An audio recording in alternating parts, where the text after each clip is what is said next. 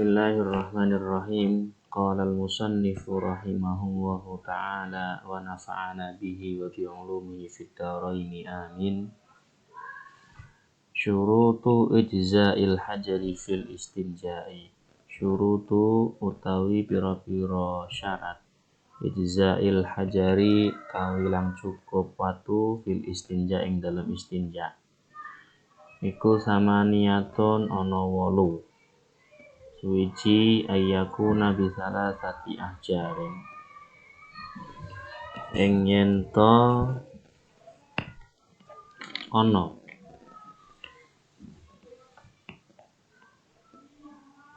iku kelakuan bisala sati ahjarin kelawan 3 ahjarin pira-pira watu. Wa ayyun qiyya boleh. Wa ayyun qiyya al mahalla lan dan iso ngresikake al mahalla ing panggonan hajat.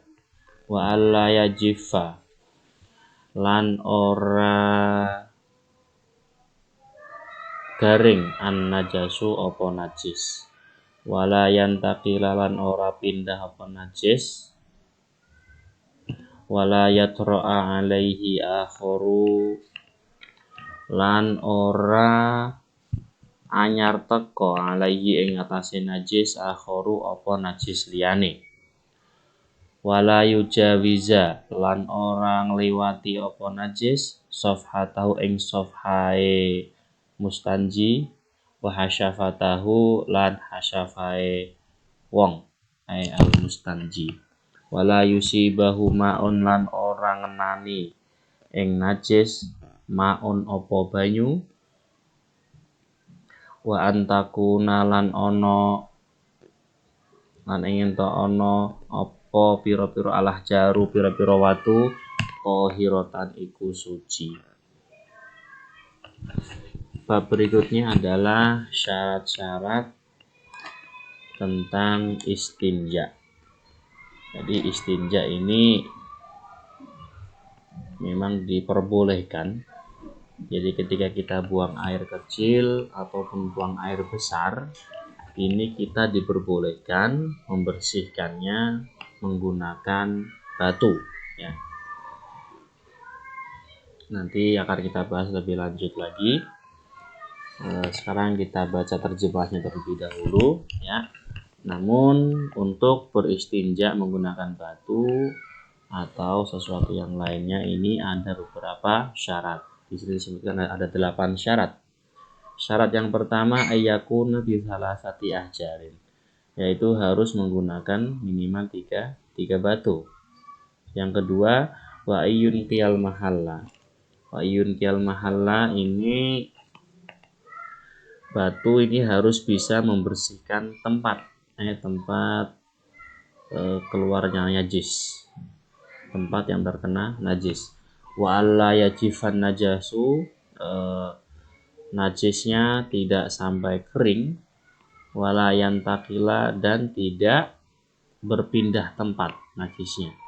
Berikutnya wala yatra alai akhuru, najisnya tidak terkena najis yang lain, jadi tidak tertimpa dengan najis yang lain. Kemudian yang berikutnya wala yujawiza safhatahu wa hasyafatahu, dan najisnya ini tidak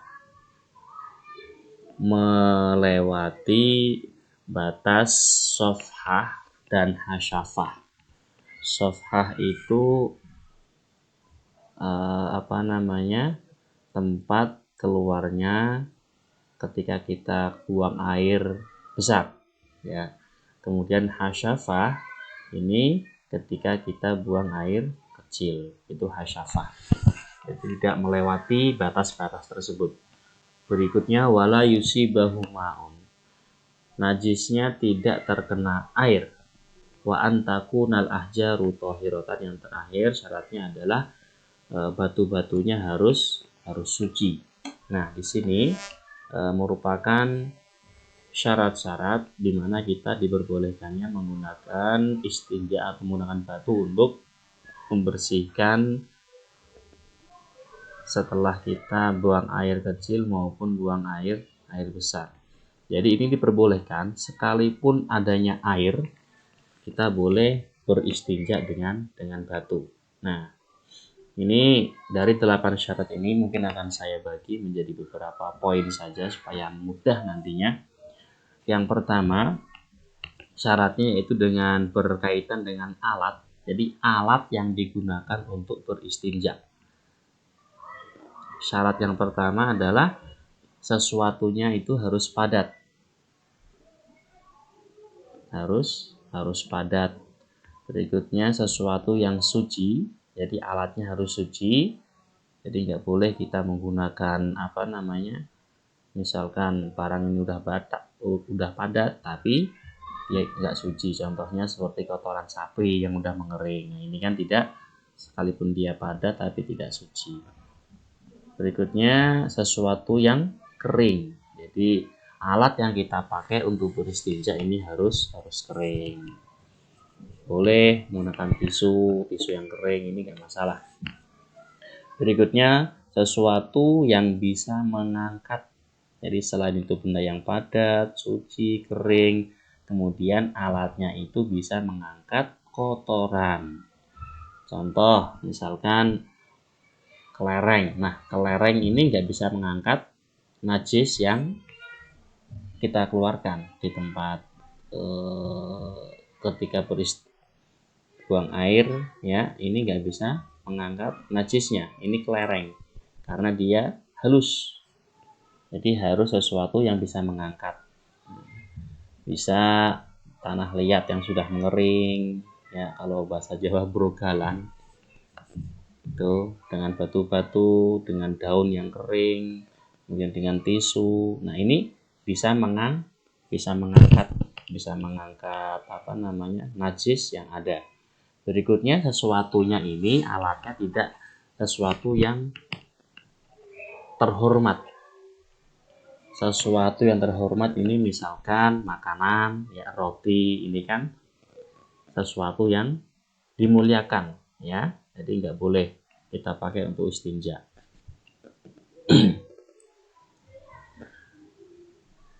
Gemblong, jemblem, dan lain sebagainya ini tidak boleh karena dia adalah sesuatu yang dimuliakan, ini makanan.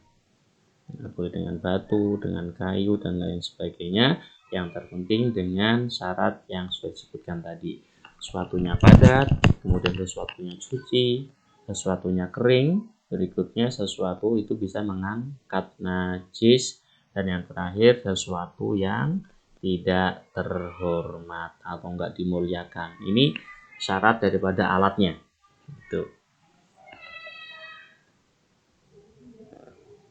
Sesuatu yang kering. Nah, ini ya, sesuatu yang kering ini kita boleh pakai tisu, ya, tisu yang kering boleh kita untuk gunakan untuk bersuci, untuk beristinja, ya. Ini boleh. Nah, ini kasus yang dialami oleh ibu-ibu yang punya bayi, biasanya mengangkat najis kotoran bayi dengan tisu basah. Ini enggak sah. Jadi harusnya pakai tisu kering untuk membersihkannya itu. Nah, gitu. Berikutnya, bagaimana caranya? Nah, ya, ada cara khusus untuk beristinja. Yang pertama, syarat sahnya yaitu harus minimal 3 kali usapan, ya, 3 kali usapan. Berarti dengan 3 batu, dengan 3 tisu, dengan 3 apapun yang bisa kita gunakan, yakni minimal dengan 3 kali.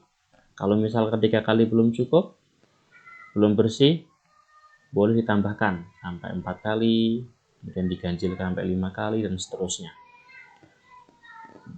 Tapi misalkan baru sekali usapan kok sudah bersih, ini masih belum dianggap sah, ya. 2 kali sudah bersih juga belum dianggap sah. Jadi minimal harus 3 kali usapan untuk mengangkat najis tersebut. Yang pertama. Yang kedua, harus sampai bersih. Jadi dimana berapapun saja, pokoknya minimal 3 ya. Ini batas minimal. Jadi 3, kemudian kalau belum bersih ya boleh dilanjutkan sampai berapapun sampai kotorannya hilang. Itu. Berikutnya bagaimana dengan tempat yang dibersihkan. Jadi tempat yang dibersihkan, lubang belakang maupun lubang yang depan. Nah, ini syaratnya adalah sebelum keringnya tempat tersebut. Jadi nggak ditunda-tunda. Setelah buang air kecil maupun buang air besar, ini langsung kita beristinja, tidak nunggu jeda lagi. Mungkin habis buang air kecil, kemudian ke mall dulu atau kemana dulu baru beristinja, ini nggak sah. Jadi syaratnya sebelum najis itu mengering. Wa alla yajifan najasu. Nah, berikutnya najis ini masih di wilayahnya, yakni tidak berpindah tempat itu. Jadi masih dalam batas wilayah buang air kecil maupun buang air besar tersebut. Nah, ini di hasyafah ataupun di sofhah tadi. Berikutnya, tidak kemasukan sesuatu asing lainnya. Jadi hasyafah ataupun sofhah, jalur depan maupun jalur belakang ini tidak kemasukan sesuatu asing yang lainnya atau sesuatu najis lainnya. Contoh misalkan ketika buang air besar kemudian bersamaan dengan buang air kecil. Nah, mungkin ada cipratan air kecil kencing ini ke tempat lain, ke tempat buang air besar kita, ini nggak boleh. Atau mungkin ketika buang air besar di sini air yang di bawah itu sampai nyiprat di tempat kita di bokong ya, mohon maaf. Nah, itu sudah disebut sudah terbilang kemasukan sesuatu yang lainnya, maka ini nggak boleh, kita nggak bisa beristinja dengan batu atau yang lainnya. Jadi harus dengan air untuk menghilangkan najis tersebut. Nah, ini bukan sesuatu yang jorok, memang ini adalah hukum. Jadi kita boleh menggunakan batu, menggunakan benda yang padat dan sebagainya ini untuk beristinja. Nah, mungkin ini akan terjadi sama kita, mungkin rasa malas untuk ke kamar mandi karena dingin dan lain sebagainya, atau mungkin lagi sakit dan seterusnya. Ini bisa kita beristinja sekalipun itu ada air. Nah, kalau syarat-syarat sudah kita penuhi semuanya, ya kita untuk sholat dan lain sebagainya ini pun sah ya, boleh. Baik, wallahu a'lam bishawab. Assalamualaikum warahmatullahi wabarakatuh.